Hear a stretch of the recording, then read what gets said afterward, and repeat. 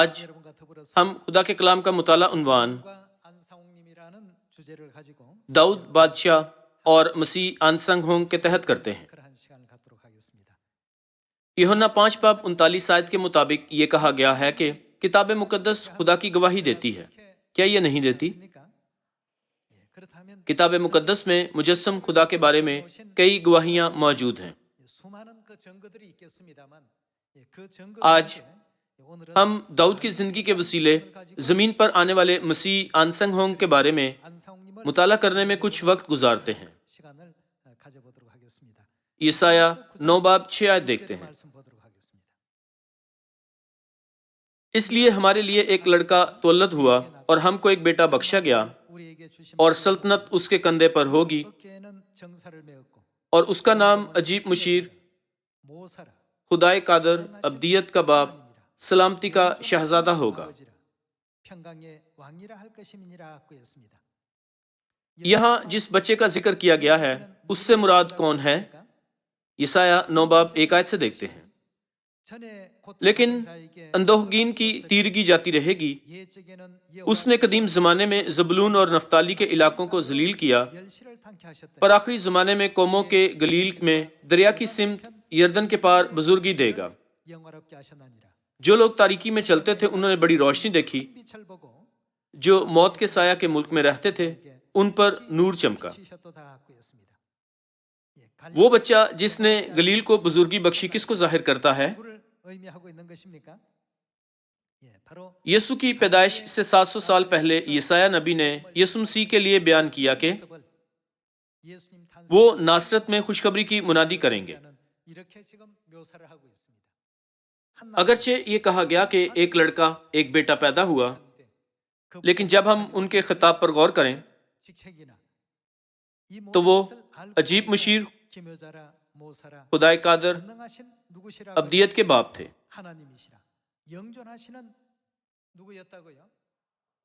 کتاب مقدس گواہی دیتی ہے کہ باپ اس زمین پر ایک بچے، ایک بیٹے کے طور پر آئے تھے۔ یہ یسوع کے بارے میں نبوت ہے جو 2000 سال پہلے آئے اور صلیب اٹھا کر تمام بنی آدم کے گناہوں کا کفارہ دیا۔ کیا ایسا نہیں؟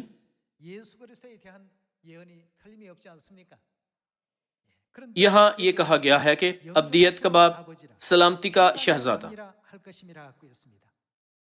7 آیت میں یسایہ نبی نے مجسم ہو کر آنے والے خدا کے بارے میں زیادہ تفصیلی تحریر درج کی ہے۔ اس کی سلطنت کے اقبال اور سلامتی کی کچھ انتہا نہ ہوگی۔ وہ کس کے تخت پر؟ داؤد کے تخت پر حکمران رہے گا۔ ابدیت کا باپ، سلامتی کا شہزادہ، قادر خدا ایک بچے اور ایک بیٹے کے طور پر مجسم ہو کر زمین پر آئے تھے۔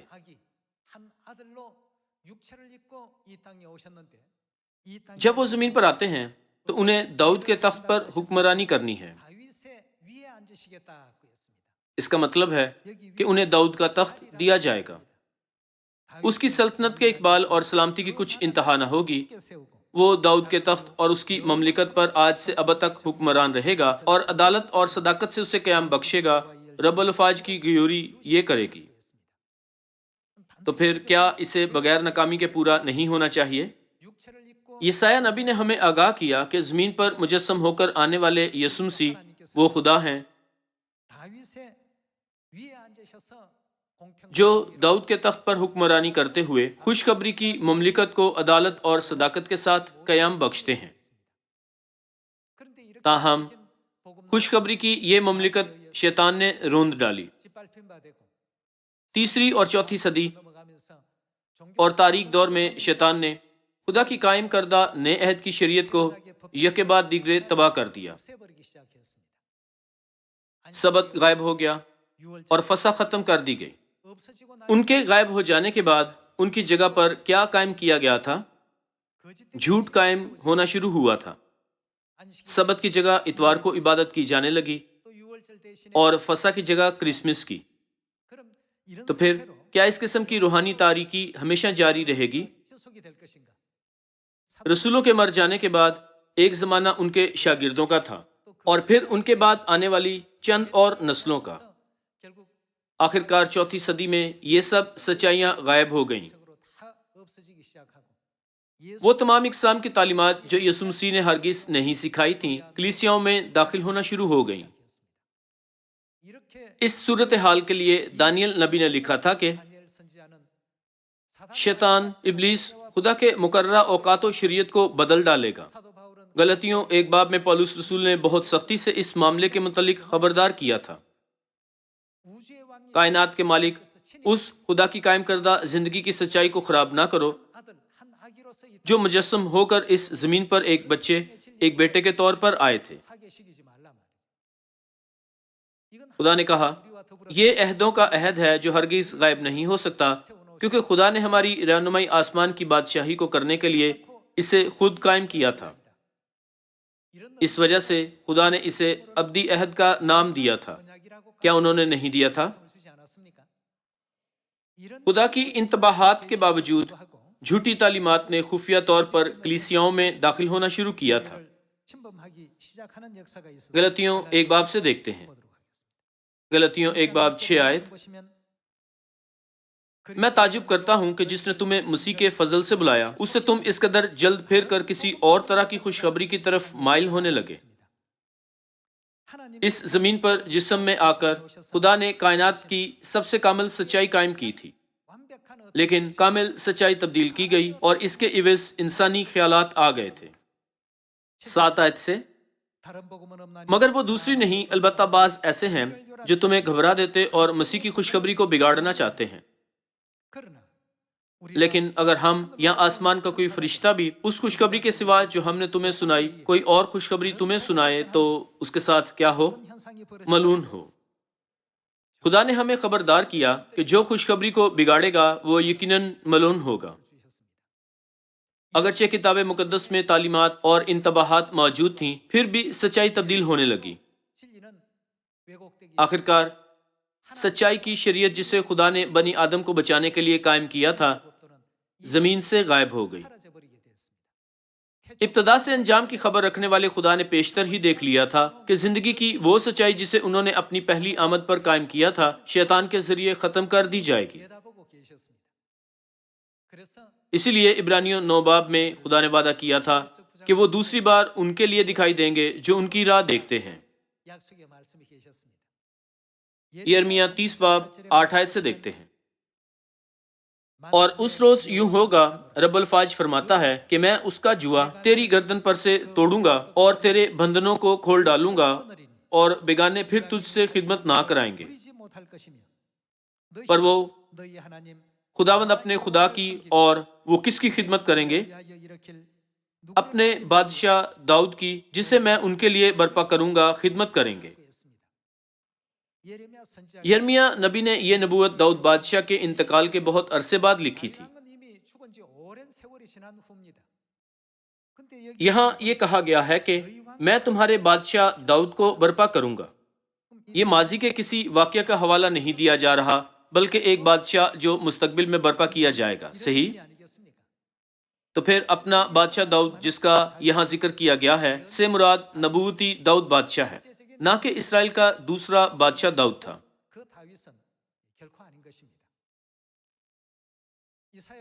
یسایہ 9 باب کے مطابق یسوع کو کس کا تخت بخشا جائے گا؟ پیشتر ہی یہ نبوت تھی کہ زمین پر مجسم ہو کر آنے والے خدا کو داؤد کا تخت بخشا جائے گا۔ تو پھر کیا یسوع نے اپنی پہلی آمد پر داؤد کے تخت کی سب نبوتوں کو پورا کیا تھا؟ یہ بات یقینی ہے کہ یسوع داؤد کے نام سے آئے تھے، لیکن جیسا کہ آپ جانتے ہیں کہ وہ داؤد کے تخت کی سب نبوتوں کو پورا کیے بغیر آسمان پر اٹھائے گئے تھے۔ اس معاملے کے متعلق خدا نے کہا، آخری دنوں میں میں تمہارے لیے دوبارہ داؤد بادشاہ کو برپا کروں گا۔ ہوسیہ 3 باب 4 آیت سے جاری رکھتے ہیں۔ کیونکہ بنی اسرائیل بہت دنوں تک بادشاہ اور حاکم اور قربانی اور ستون اور افود اور ترافیم کے بغیر رہیں گے۔ اس کے بعد بنی اسرائیل رجوع لائیں گے اور خداوند اپنے خدا کو اور اپنے کس کو ڈھونڈیں گے؟ بادشاہ داؤد کو ڈھونڈیں گے، اور آخری دنوں میں ڈرتے ہوئے خداوند اور اس کی مہربانی کے طالب ہوں گے۔ ہمیں اس حصے پر توجہ دینے کی ضرورت ہے کہ اپنے بادشاہ داؤد کو ڈھونڈیں گے اور آخری دنوں میں ڈرتے ہوئے آئیں گے۔ یرمیہ 30 باب میں یہ لکھا ہے کہ وہ آخری دنوں میں اپنے بادشاہ داؤد کی خدمت کریں گے۔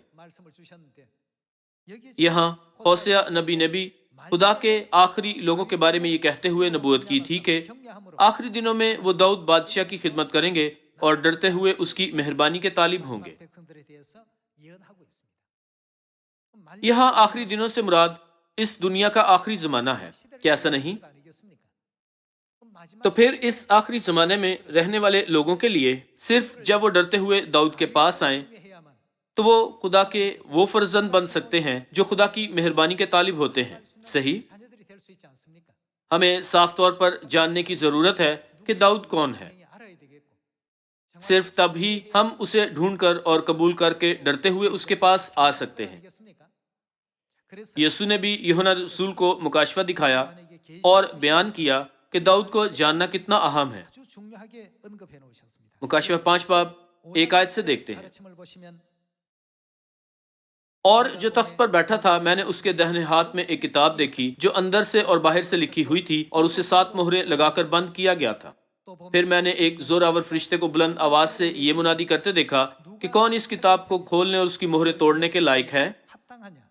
اور کوئی شخص آسمان پر یا زمین کے نیچے اس کتاب کو کھولنے یا اس پر نظر کرنے کے قابل نہ نکلا، اور میں اس بات پر زار زار رونے لگا کہ کوئی اس کتاب کو کھولنے یا اس پر نظر کرنے کے لائق نہ نکلا۔ تب ان بزرگوں میں سے ایک نے مجھ سے کہا، مت رو، دیکھ یہودا کے قبیلے کا وہ ببر جو کون ہے، داؤد کی اصل ہے، اس کتاب اور اس کی 7 مہروں کو کھولنے کے لیے غالب آیا ہے۔ وہ کتاب جسے بند کیا گیا اسے صرف کون کھول سکتا اور خدا کے کلام یعنی زندگی کی سچائی کی تشریح کر سکتا ہے؟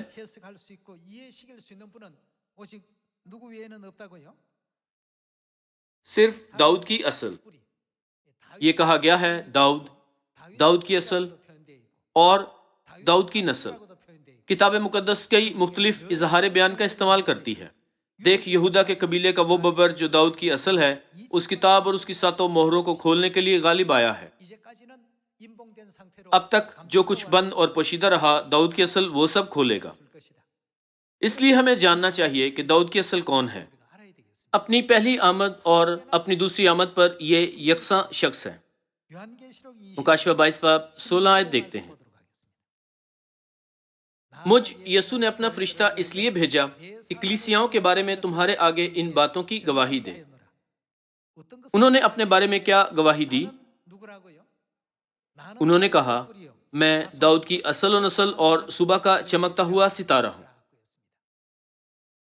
ایک جگہ یہ کہا گیا کہ داؤد، اور دوسری جگہ یہ کہا گیا کہ داؤد کی اصل، اور یہ بھی کہا گیا کہ داؤد کی نسل اور صبح کا چمکتا ہوا ستارہ۔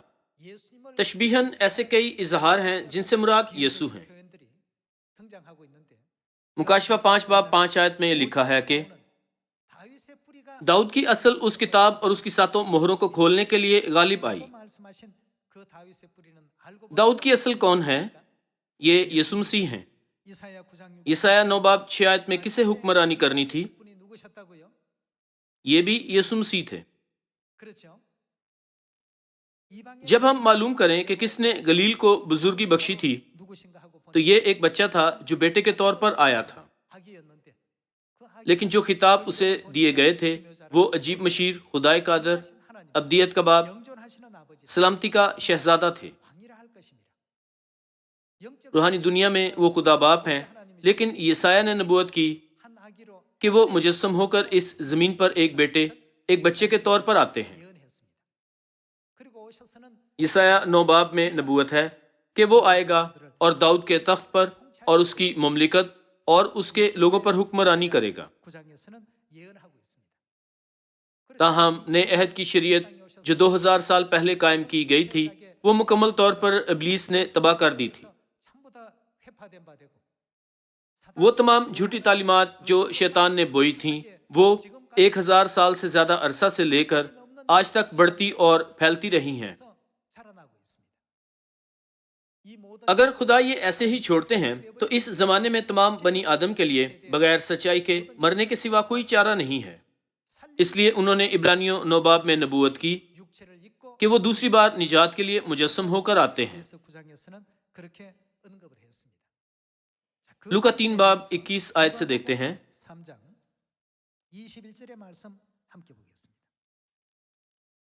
چونکہ یسوع کو زمین پر آنا اور داؤد کا تخت بخشا جانا تھا، اس لیے ہمیں یسوع اور داؤد کے مابین تعلق کا مطالعہ کرنے کی ضرورت ہے۔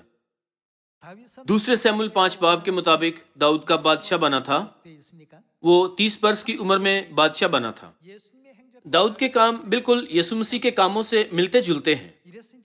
اسی وجہ سے ہمیں نبوتوں اور ان کی تکمیل پر گہری توجہ مرکوز کرتے ہوئے کتاب مقدس کو سمجھنے کی ضرورت ہے۔ 21 آیت سے دیکھتے ہیں، جب سب لوگوں نے بپتسمہ لیا اور یسوع بھی بپتسمہ پا کر دعا کر رہا تھا تو ایسا ہوا کہ آسمان کھل گیا اور روح القدس جسمانی صورت میں کبوتر کی مانند اس پر نازل ہوا، اور آسمان سے آواز آئی کہ تو میرا پیارا بیٹا ہے، تجھ سے میں خوش ہوں۔ جب یسوع خود تعلیم دینے لگا، قریباً 30 برس کا تھا۔ یسوع نے 30 برس کی عمر میں بپتسمہ لیا اور یوں منادی کا آغاز کیا کہ توبہ کرو کیونکہ آسمان کی بادشاہی نزدیک آ گئی ہے۔ کیا یسوع نے ایسا نہیں کیا؟ اس وقت یسوع کتنے برس کے تھے؟ جب یسوع خود تعلیم دینے لگا قریباً 30 برس کا تھا۔ تو پھر داؤد کے بارے میں کیا خیال ہے؟ دوسرے سیموئیل 5 باب 4 آیت سے دیکھتے ہیں، اور داؤد جب سلطنت کرنے لگا تو 30 برس کا تھا، اور اس نے کتنے برس؟ 40 برس سلطنت کی۔ داؤد 30 برس کا تھا جب اسے مسح کیا گیا تھا۔ وہ 30 برس کی عمر میں تخت پر بیٹھا اور 40 برس سلطنت کی۔ یسوع نے بھی روحانی مسح یعنی بپتسمہ 30 برس کی عمر میں لیا۔ بپتسمہ ایسا ہے جو ہم اپنی زندگی میں ایک بار لیتے ہیں، تاہم لوکا 12 باب میں ایک اور اہم نبوت ہے۔ 49 آیت سے دیکھتے ہیں، یہاں میں سے مراد یسوع ہیں۔ میں زمین پر آگ بھڑکانے آیا ہوں، اور اگر لگ چکی ہوتی تو میں کیا ہی خوش ہوتا، لیکن مجھے ایک کیا لینا ہے؟ بپتسمہ لینا ہے۔ لوکا 3 باب کہتا ہے کہ جب سب لوگوں نے بپتسمہ لیا اور یسوع بھی بپتسمہ پا کر، اس وقت تک یسوع بپتسمہ لے چکے تھے، لیکن 12 باب میں انہوں نے کہا، میں زمین پر آگ بھڑکانے آیا ہوں، اور اگر لگ چکی ہوتی تو میں کیا ہی خوش ہوتا، لیکن مجھے ایک بپتسمہ لینا ہے۔ جب یسوع نے یہ کہا کہ مجھے ایک بپتسمہ لینا ہے تو انہوں نے ایسے کہا جیسے انہوں نے ابھی تک بپتسمہ نہیں لیا تھا۔ اس کا مطلب ہے کہ انہیں ایک بار پھر بپتسمہ لینا ہے، صحیح؟ بپتسمہ لینے کے لیے انہیں جسم میں آنا چاہیے۔ ان کی پہلی آمد اور دوسری آمد پر دونوں بار وہ کس کے تخت پر بیٹھیں گے؟ انہیں ضرور داؤد کے تخت پر بیٹھنا ہے۔ داؤد 30 برس کی عمر میں اپنے تخت پر بیٹھا اور 40 برس حکومت کی تھی۔ یسوع نے 30 برس کی عمر میں روحانی مسح یعنی بپتسمہ حاصل کیا تھا اور خوشخبری کی بادشاہی پر حکمرانی کا آغاز کیا تھا۔ اگرچہ وہ 30 برس کی عمر میں تخت پر بیٹھے تھے، پر 3 برس منادی کرنے کے بعد وہ مصلوب کر دیے گئے تھے۔ داؤد بادشاہ کے طور پر انہوں نے 40 برس کی حکمرانی کی نبوت کو پورا نہیں کیا تھا، تو پھر وہ بقیہ 37 برس کب پورے کریں گے؟ جیسا کہ عبرانیوں 9 باب 28 آیت میں دکھایا گیا کہ یسوع نے داؤد کے تخت کی نبوت کو پورا کرنے کے لیے دوبارہ آنے کا وعدہ کیا تھا۔ مسیح کی دوسری آمد کو ضرور 30 برس کی عمر میں بپتسمہ لینا اور 37 برس تک خوشخبری کی منادی کرنی ہے۔ صرف تب ہی وہ داؤد کے تخت کی نبوت کو پورا کر سکتے ہیں، چونکہ انہوں نے کہا تھا مجھے ایک بپتسمہ لینا ہے۔ تو یہاں بپتسمے کا تعلق ان کی پہلی آمد سے نہیں بلکہ کس آمد سے ہے؟ اس کا مطلب ہے کہ وہ اپنی دوسری آمد پر بپتسمہ لیں گے، کیا ایسا نہیں؟ اور جب تک وہ نہ ہو لے میں بہت ہی تنگ رہوں گا۔ عیسائیہ 46 باب 10 آیت بیان کرتی ہے کہ جو ابتدا ہی سے انجام کی خبر دیتا ہوں۔ جب انہوں نے دنیا کے آخر تک سب کچھ دیکھا تو یہ واقعی مایوس کن تھا، وہ بہت تنگ ہوئے۔ اسی وجہ سے انہوں نے کہا مجھے ایک بپتسمہ لینا ہے اور جب تک وہ نہ ہو لے میں بہت ہی تنگ رہوں گا۔ اپنی پہلی آمد پر یسوع صرف 3 برسوں تک داؤد کے تخت پر حکمرانی کرنے کے بعد آسمان پر اٹھائے گئے تھے۔ بقیہ 37 برسوں کو بھی پورا ہونا چاہیے، اس لیے انہوں نے دوسری بار ظاہر ہونے کا وعدہ کیا تھا۔ چونکہ انہیں ایسے بدن کے ساتھ آنا ہے جس کو بپتسمہ دیا جا سکے، تو انہیں دوبارہ جسم میں آنا چاہیے۔ انہیں بالکل داؤد کی نبوت کے مطابق 30 برس کی عمر میں بپتسمہ لینا چاہیے۔ اہم معاملہ یہ ہے کہ کس سال میں وہ 30 برس کے ہوں گے۔ اس معاملے کے لیے متی 24 باب سے دیکھتے ہیں۔ متی 24 باب 32 آیت۔ اب انجیر کے درخت سے ایک تمثیل سیکھو۔ متی 24 باب کی بات کریں تو اس میں موجود نبوتوں کو کن دنوں میں پورا ہونا چاہیے؟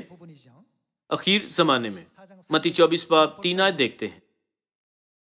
اور جب وہ زیتون کے پہاڑ پر بیٹھا تھا، اس کے شاگردوں نے الگ اس کے پاس آ کر کہا، ہم کو بتا یہ باتیں کب ہوں گی اور تیرے آنے اور دنیا کے آخر ہونے کا نشان کیا ہوگا؟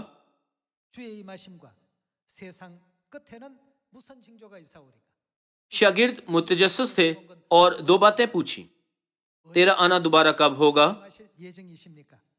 دنیا کے آخر ہونے کا نشان کیا ہوگا؟ یسوع ان سوالوں کے جواب دے رہے ہیں۔ 32 آیت میں یسوع نے انہیں انجیر کے درخت سے تمثیل سیکھنے کو کہا۔ اب انجیر کے درخت سے ایک تمثیل سیکھو، جو ہی اس کی ڈالی نرم ہوتی اور پتے نکلتے ہیں تم جان لیتے ہو کہ گرمی نزدیک ہے۔ اسی طرح جب تم ان سب باتوں کو دیکھو تو جان لو کہ وہ نزدیک بلکہ دروازہ پر ہے۔ ہم نے سیکھا ہے کہ انجیر کا درخت بنی اسرائیل کو ظاہر کرتا ہے۔ 70 بعد از مسیح میں اسرائیل نے اپنی خود مختاری کھو دی اور مکمل طور پر تباہ ہو گیا۔ اگرچہ ان کی خود مختاری چھین گئی تھی، 1900 سالوں کے طویل عرصے کے بعد 1948 میں اسرائیل کی خود مختاری بحال ہوئی تھی۔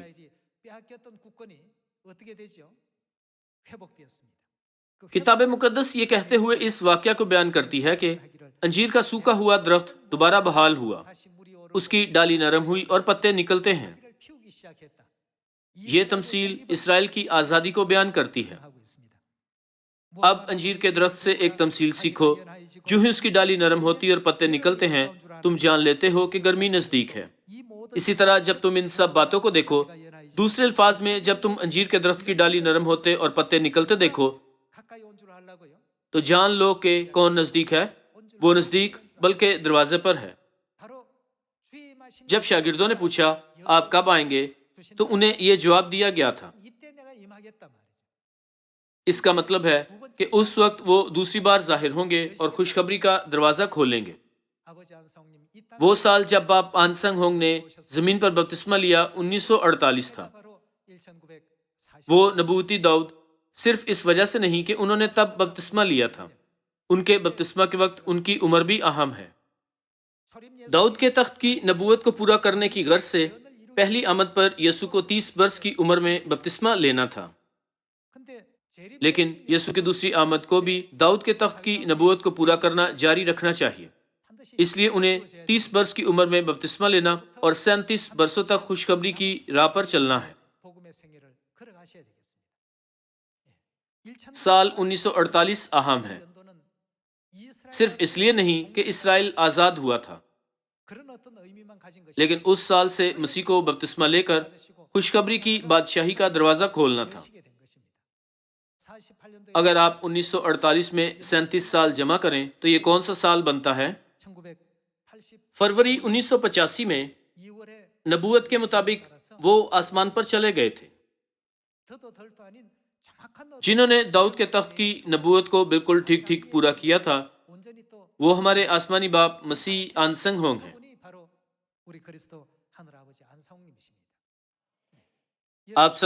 میں آپ سب کو ویسا ہی دکھا رہا ہوں جیسا یہ ہے۔ اس لیے 1948 میں بپتسمہ لینے کی غرض سے انہیں کب پیدا ہونا چاہیے؟ انہیں 1918 میں پیدا ہونا چاہیے، اس لیے وہ ٹھیک 1918 میں آئے۔ کتاب مقدس میں ایسی کوئی نبوت نہیں جو جھوٹی ہو، چونکہ یہ لکھا ہے کہ یہ وہ ہے جو میری گواہی دیتی ہے، تو کیا ان سب کو ایسے ہی پورا نہیں ہونا چاہیے؟ حتیٰ کہ جب وہ دوسری بار آئے تو وہ ویسے ہی نہیں آئے تھے، بلکہ انہوں نے کتاب مقدس کی دیگر نبوتوں کو بھی پورا کیا تھا۔ میکا 4 باب سے دیکھتے ہیں، میکا 4 باب 1 آیت سے، لیکن آخری دنوں میں یوں ہوگا کہ خداوند کے گھر کا پہاڑ پہاڑوں کی چوٹی پر قائم کیا جائے گا۔ یہ نبوت آخری دنوں کے بارے میں ہے، لیکن آخری دنوں میں یوں ہوگا کہ خداوند کے گھر کا پہاڑ پہاڑوں کی چوٹی پر قائم کیا جائے گا اور سب ٹیلوں سے بلند ہوگا اور امتیں وہاں پہنچیں گی، اور بہت سی قومیں آئیں گی اور کہیں گی آؤ خداوند کے پہاڑ پر چڑھیں اور یعقوب کے خدا کے گھر میں داخل ہوں، اور وہ اپنی راہیں ہم کو بتائے گا۔ خدا خود ہمیں ان آخری دنوں میں سکھائیں گے، لیکن وہ کہاں سے ہمیں اپنی تعلیمات دیں گے اور ہم اس کے راستوں پر چلیں گے، کیونکہ شریعت صہیون سے اور خداوند کا کلام یروشلم سے صادر ہوگا۔ یہ لکھا ہے کہ خدا کی تعلیمات صہیون اور یروشلم میں پوری ہوں گی۔ صہیون وہ جگہ ہے جہاں خدا کی عیدیں منائی جاتی ہیں۔ سبت کا دن ہفتہ وار عید ہے۔ سالانہ عیدیں بھی ہیں، جیسے کہ عید فصح، عید فطیر، پہلے پھلوں کی عید، ہفتوں کی عید، نرسنگوں کی عید، کفارے کا دن اور عید خیام۔ خدا ہمیں صہیون میں سکھائیں گے جہاں یہ عیدیں منائی جاتی ہیں۔ اس لیے خدا کا دوسری بار داؤد کے تخت پر آنا اور ہمیں خدا کا کلام سکھانا ضرور صہیون میں وقوع میں آنا چاہیے جہاں عیدیں منائی جاتی ہیں، چونکہ وہ داؤد کے تخت پر آئیں گے۔ اس لیے جب انجیر کے درخت کی ڈالی نرم ہوتی اور پتے نکلتے ہیں، یعنی 1948 میں انہیں 30 برس کی عمر میں بپتسمہ لینا تھا اور انہیں 37 برس تک خوشخبری کی منادی کرنی ہے، کیا نہیں کرنی؟ اس وقت تم جان لو گے کہ وہ نزدیک بلکہ دروازہ پر ہے۔ اس وقت سے خوشخبری کو دوبارہ پھیلایا جانا تھا۔ آخری دنوں میں باپ انسنگ ہونگ زمین پر آئے اور ہمیں صہیون میں سکھایا۔ تو پھر جب ہم ان کی تعلیمات کو قبول کرتے ہیں تو کیا ہوگا؟ حزقیل 37 باب 24 آیت سے جواب معلوم کرتے ہیں، اور میرا بندہ داؤد ان کا بادشاہ ہوگا اور ان سب کا ایک ہی چرواہا ہوگا۔ جب حزقیل نبی نے یہ درج کیا تھا تو داؤد بادشاہ کو مرے بہت لمبا عرصہ گزر چکا تھا، جیسا کہ یہ لکھا ہے کہ میرا بندہ داؤد ان کا بادشاہ ہوگا۔ اس لیے جو مستقبل میں ہونا تھا یہ نبوت اس کے بارے میں ہے۔ اسی لیے یہاں جس داؤد کا ذکر کیا گیا ہے اس سے مراد اسرائیل کا دوسرا بادشاہ داؤد نہیں بلکہ مسیح ہے۔ اور میرا بندہ داؤد ان کا بادشاہ ہوگا اور ان سب کا ایک ہی چرواہا ہوگا، اور وہ کیا کریں گے؟ میرے احکام پر چلیں گے اور میرے آئین کو مان کر ان پر عمل کریں گے۔ فصح غائب ہو گئی اور سبت کا دن غائب ہو گیا تھا۔ نئے عہد کی سچائی اور عیدیں مکمل طور پر غائب ہو گئیں، تاہم خدا پر یقین رکھنے والے خدا کے آئین و فرمان پر عمل کرنے لگیں گے۔ جیسا کہ داؤد ظاہر ہوتا ہے تو ایک بار غائب ہوئے سب قوانین، فرامین اور نئے عہد کی شریعت کے ساتھ کیا ہوگا؟ وہ سب بحال کیے جائیں گے۔ اسی لیے یہ لکھا ہے کہ آخری دنوں میں وہ ہمیں اپنی راہیں سکھائے گا۔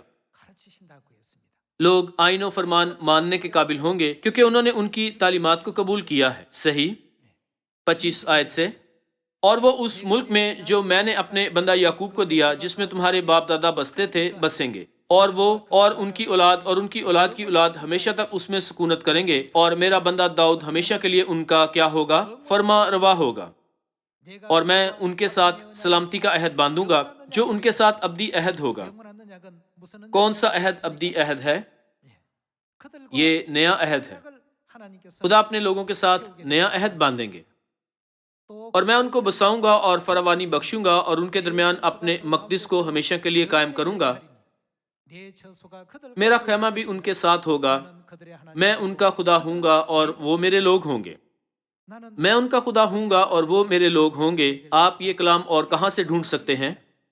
کیا یہ یرمیہ 31 باب 31 آیت میں نہیں جہاں خدا نے نئے عہد کے بارے میں بات کی تھی؟ 28 آیت، اور جب میرا مقدس ہمیشہ کے لیے ان کے درمیان رہے گا تو قومیں جانیں گی کہ میں خداوند اسرائیل کو مقدس کرتا ہوں۔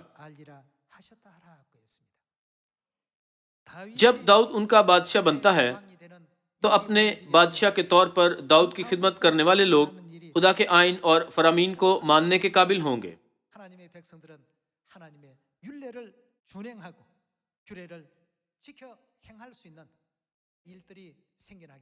داؤد کے تخت کی نبوت کے مطابق جو 1918 میں زمین پر آئے، 1948 میں 30 برس کی عمر میں نقسم انچن میں بپتسمہ لیا اور 37 سالوں تک خوشخبری کی منادی کرنے کے بعد آسمان پر اٹھائے گئے، وہ ہمارے آسمانی باپ مسیح آنسنگ ہونگ ہیں۔ خدا روح القدس نے خدا کے ان سب آئین، قوانین اور فرامین کو مکمل طور پر بحال کیا جو ختم کیے اور روندے جا چکے تھے، اور ایک بار پھر بنی آدم کی زندگی کی بادشاہی کو رہنمائی کرتے ہوئے نئے عہد کی فسح کی شریعت کا اعلان کیا۔ وہ ہمارے آسمانی باپ مسیح آنسنگ ہونگ ہیں۔ وہ ہمارے خدا ہیں جن کی گواہی کتاب مقدس کے وسیلے دی گئی اور وہ اس دنیا میں خوشخبری کی راہ پر چلے تھے۔ میں خلوص دل سے امید کرتا ہوں کہ ہم اور زیادہ مضبوطی سے اپنے خدا پر جو ہماری چٹان ہے اپنے ایمان کا گھر بنا سکیں، تاکہ ہم سب خدا کی بادشاہی میں جو آنکھوں کے سامنے ہے خوشی سے صیون کے فرزندوں کے طور پر داخل ہو سکیں۔ اس کے ساتھ میں آج کا وعظ ختم کرتا ہوں۔ آپ کا بہت شکریہ۔